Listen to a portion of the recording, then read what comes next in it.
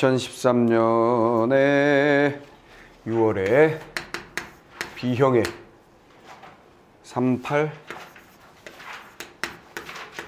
40까지 시작품 2개 들어가 보도록 합시다. 자, 일단 첫 번째 문제는 가나의 공통점 한 놈만 빼면 되고, 자, 그 다음에 39번 문제는 기억부터 미음까지. 근데 기억부터 미음까지가 가에 다 들어있네요. 가 읽다 보면 다 해결이 되겠네요. 자, 그 다음에 40번을 보시면 보기가 있죠. 현대작품이니까 당연히 작품에 대한 이야기가 나올 가능성이 높으니까 먼저 보기부터 분석을 해봅니다. 자, 보기의 핵심을 찾아보자. 자, 보시면 현대사회의 인간관계에서 시선은 여러 가지 의미를 지닌다 라는 첫 번째 문장을 통해서 우리는 한 단어를 주목하게 되지. 그 단어가 뭘까요? 시선. 그치? 자, 시선에 주목하게 된다. 시선이 중요하다라는 얘기고, 그 다음에 시대적 배경은 현대사회예요. 아하, 현대사회를 배경으로 하는 시들인가 보구만. 근데 시선이 중요한데, 시선은 관심을 표현하는 것이기도 하지만 관심이 기본이고, 가치평가의 의미를 띌 경우에 상대방의 부담감을 줄 수도 있다 그랬어요. 시선이라는 것은 첫 번째 뭐로 볼 수 있다? 바로 관심이라고 볼 수 있는데, 관심을 넘어서서 가치평가를 하는 시선이라면 그것은 누군가에게 부담감을 줄 수도 있다. 뭐 이런 얘기예요. 자, 일반적인 시선의 의미를 얘기하고 있는 중이네. 시선을 보내지 않는 것은 긍정적인 무관심, 그런 의미에서 시선을 보내지 않는 것은 긍정적인 무관심으로 이해된다. 오호. 자, 뭐라고? 결국 시선을 보내지 않는 것, 시선이 없는 건, 우리가 쳐다보지 않는 건 무관심이니까 부정적으로 볼 수 있겠지. 무슨 말이겠어? 최대한 선생님은 어떤 반에서도 수업을 할 때에 모든 학생들을 쳐다보려고 애를 쓰거든요.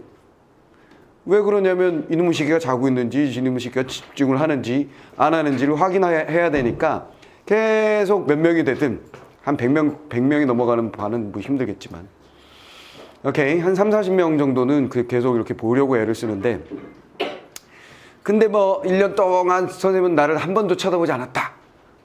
그러면 무관심이잖아. 그잖아. 서운할 수 있지. 뭔 말인지 알겠어? 반대로 자꾸 쳐다보면 부담스러울 수도 있지.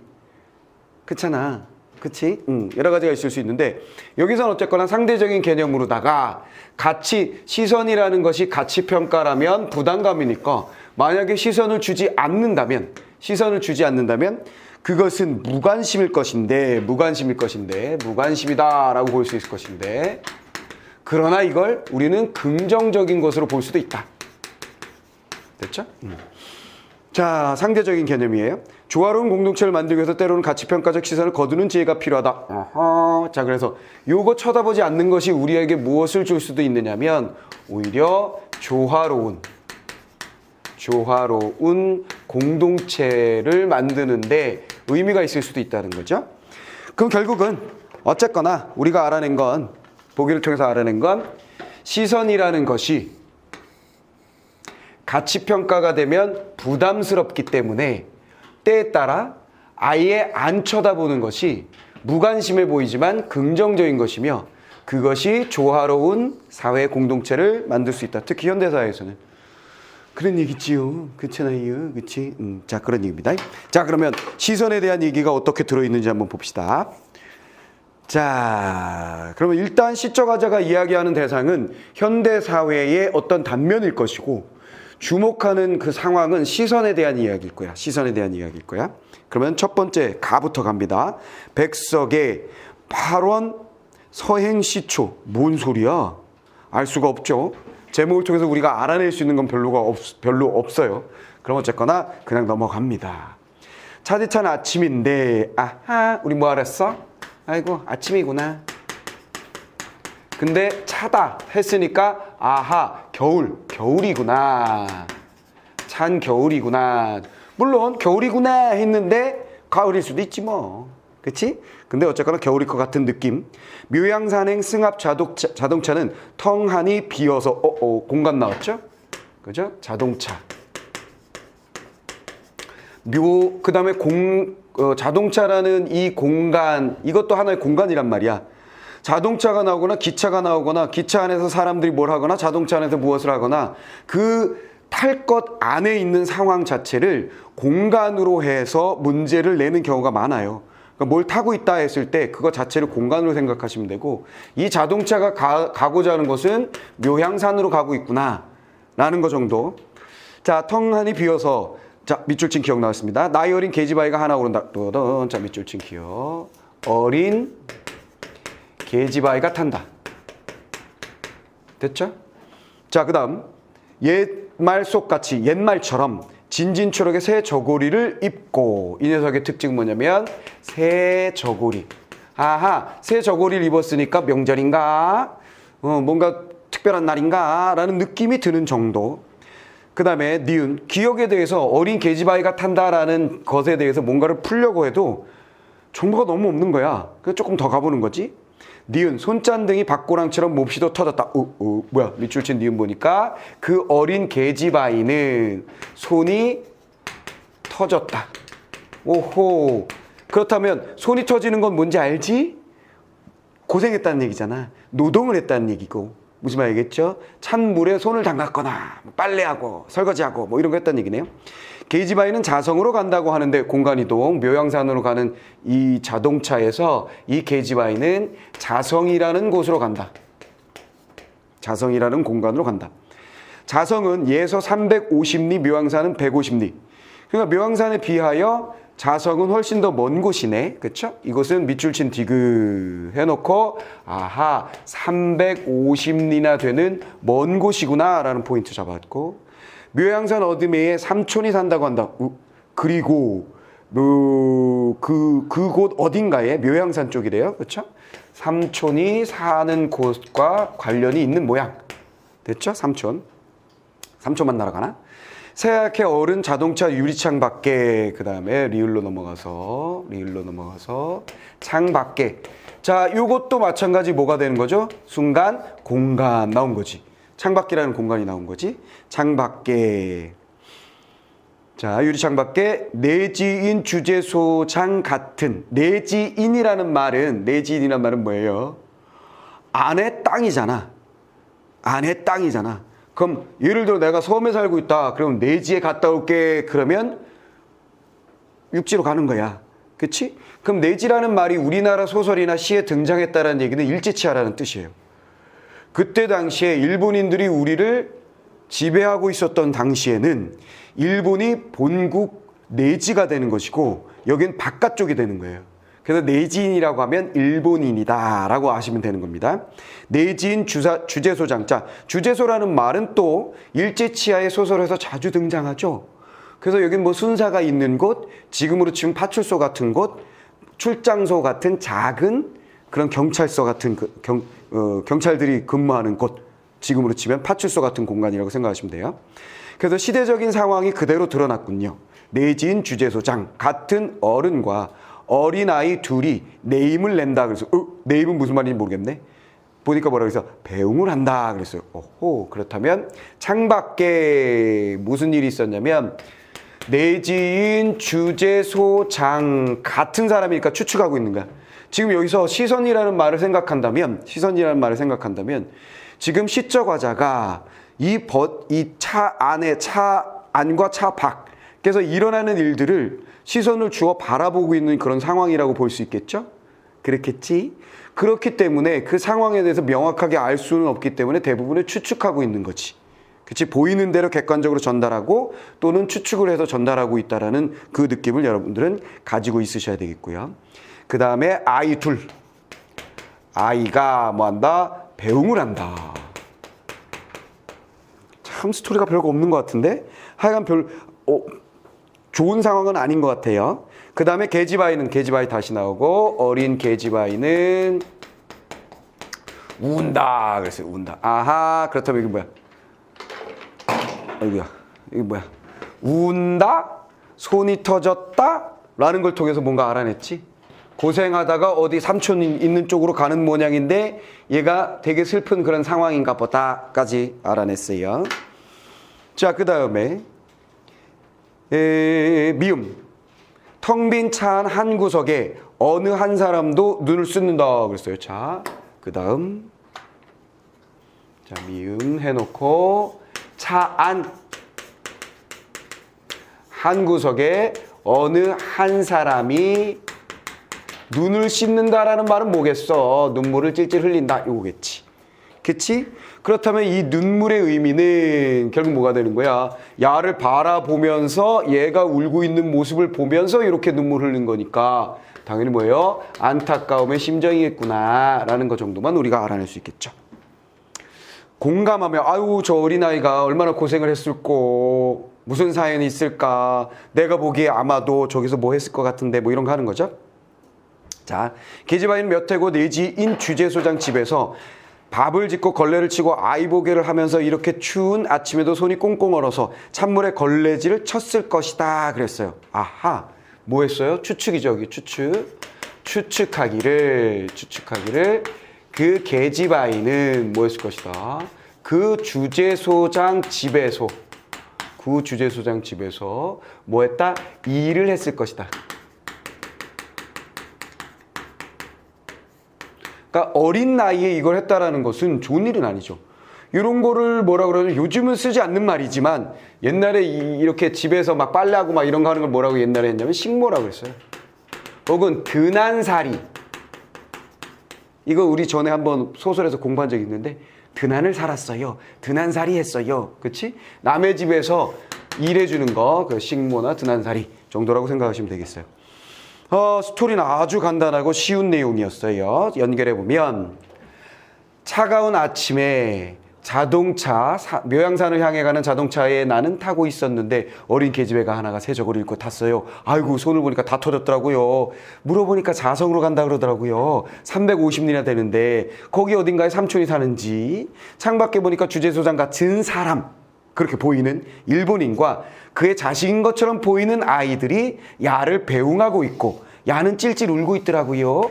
그래서 한 구석에서 이 한 사람을 우리는 누구라고 볼 수 있는 거야? 화자라고 볼 가능성이 있죠. 화자라고 볼 수 있는 가능성이 있죠. 그게 편하겠지? 그렇지? 화자인 나는 눈물을 찔찔 흘렸어요. 그리고 생각해봤죠. 저 어린 나이에 일제치하에서 일본인 집에서 일하느라고 손이 다 텄구나. 아이고 어쩔, 이렇게 됐다는 거지. 이해됐지? 다 됐어요. 그렇다면 시적 화자가 바라보는 대상은 바로 뭐가 되는 거죠?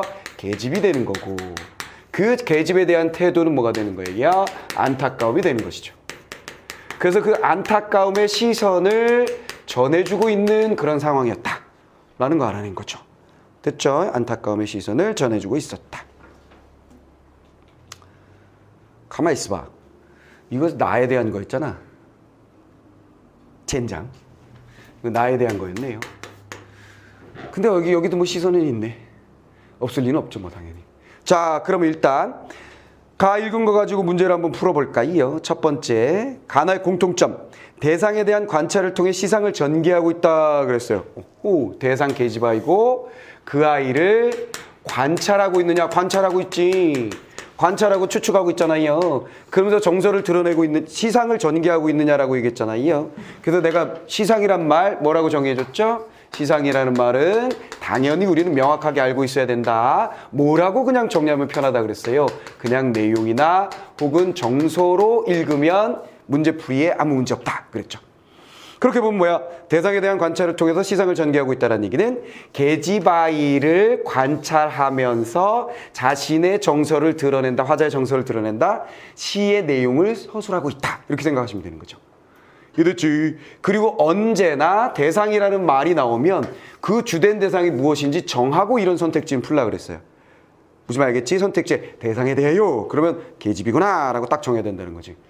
그럼 대상이 계집인 거 어떻게 알아요? 일반적으로는 제목을 통해서 우리는 대상을 알 수 있다 그랬지. 근데 얘는 제목을 보니까 뭔가 알 수가 없었잖아. 그래서 작품으로 들어가니까 그 다음에 해야 될 건 뭐야? 반복되지. 계집, 계집, 계집, 계집. 계속 연결되고 있잖아요. 그치? 주된 대상이라는 건 명확하니까. 됐고요. 자, 그 다음에 2번 선택지 한번 보겠습니다. 인간과 자연을 대비하여 주제의식을 부각하고 있다. 아이, 뭔 소리야. 인간과 자연의 대비 없죠. 됐죠? 인간과 자연의 대비 없습니다. 자연 사물도 찾아보기 쉽지가 않죠. 일상적인 삶에 대한 반성. 오호. 일상적 삶에 대한 반성, 반성의 정서 없죠. 우리가 찾은 정서는 뭐밖에 없어? 울었다, 울었다밖에 없어요.